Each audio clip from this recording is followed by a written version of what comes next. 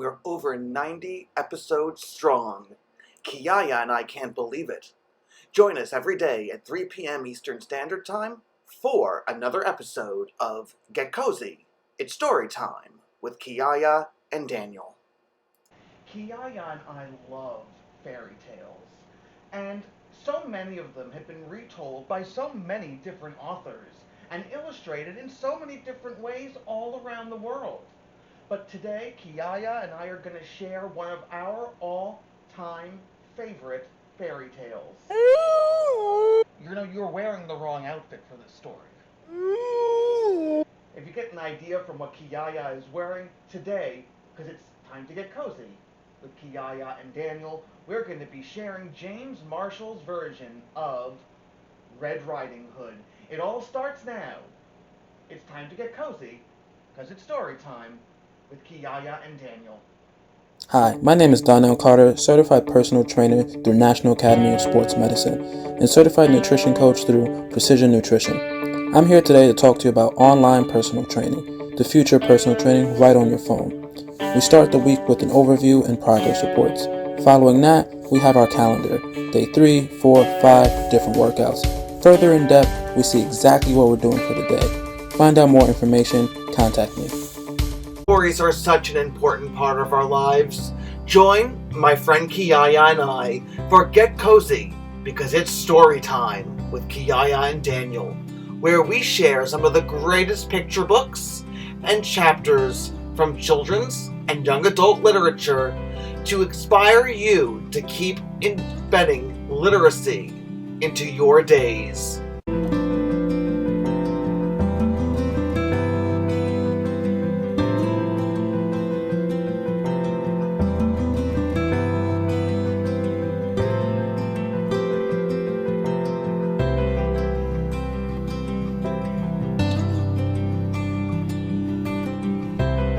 One afternoon, Red Riding Hood's mother called to her. "Granny isn't feeling up to snuff today," she said, "so I baked her favorite custard as a little surprise.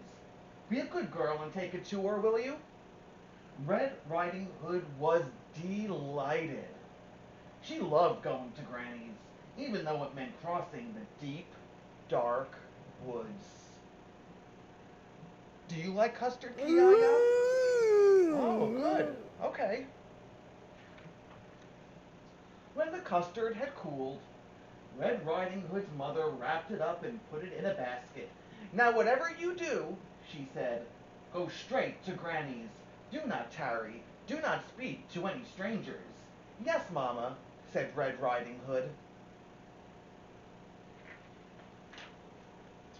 Before long, she was in the deepest part of the woods. "Oh," she said, "this is scary." "Do you like hanging out in the woods, Kiyaya?" "Something's lurking back there. Do you see it?" "Yeah, it does kind of look like you." Suddenly, a large wolf appeared. "Good afternoon, my dear," he said. "Care to stop for a little chat?" "Oh, gracious me," said Red Riding Hood. "Mama said not to speak to any strangers." "Oh, would you like to read the rest of the wolf part?" "Okay, Kiyai, I didn't want to typecast you." "Okay." But the wolf had such charming manners. He said, "I'm on my way to visit Granny, who lives in the pretty yellow house on the other side of the woods," said Red Riding Hood. "She's feeling poorly, and I'm taking her surprise," said the wolf. Just then he had a delightful idea. "No reason why I can't eat them both," he thought. He said, "You're too kind," said Red Riding Hood. Beyond the forest they came to a patch of sunflowers. "Why not pick a few?" suggested the wolf. "Oh, I'm sorry, Kiyaya. Grannies love flowers, you know." But while Red Riding Hood was picking a pretty bouquet, the clever wolf hurried on ahead to Granny's house. Who is it? Called out Granny.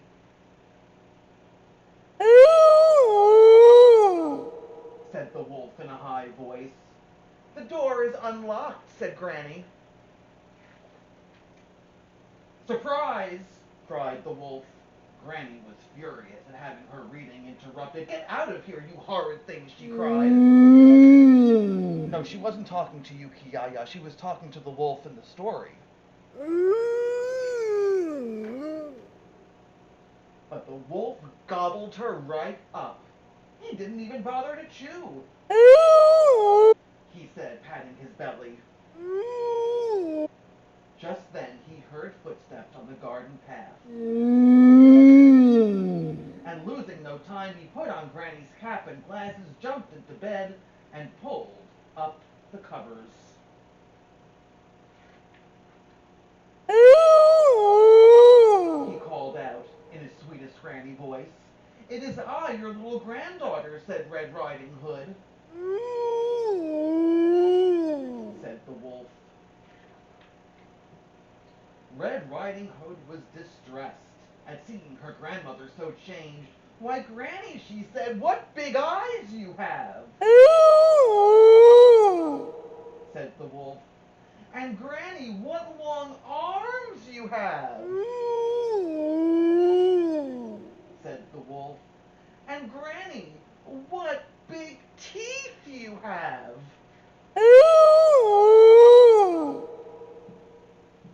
cried the wolf. And he gobbled her right up. He said, but he really was enormously pleased with himself, and having enjoyed such a heavy meal, he was soon snoring away. A hunter passing by was alarmed by the frightful racket. That doesn't sound like Granny, he said. And so the brave hunter jumped in the window, killed the sleeping wolf. Sorry, Kiyaya. And cut him open. Out jumped Granny and Red Riding Hood. We're so ever grateful, said Red Riding Hood. That wicked wolf won't trouble you again, said the hunter. It was so dark in there I couldn't read a word, said Granny. Red Riding Hood promised never, ever to speak to another stranger. Charming manners, or not. And she never did. Red Riding Hood by James Marshall.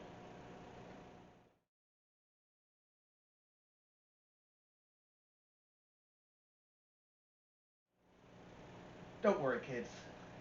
We didn't really get rid of Kiyaya in this episode, but we hope you enjoyed this version of Red Riding Hood as told by James Marshall in this very great adaptation. And now we've come to our favorite part of our show. That's right. Let's get crafty. James Marshall, in his version of Red Riding Hood, chose a very different way to refer to the pictures and the way that the story was told.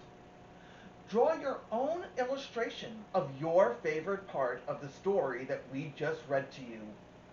Have fun with it. What might you change for it to be just a little bit differently than the way James Marshall told this classic tale? Share your art with us on our social media at Stitching Wolf on Facebook and Instagram, or send it to us through email to getcozy@stitchingwolfdesigns.com. We'll be back with another episode of Let's Get Cozy. It's story time with Kiyaya and Daniel tomorrow. Have a wonderful afternoon, stay safe and healthy, and always remember, that's right, reading is power.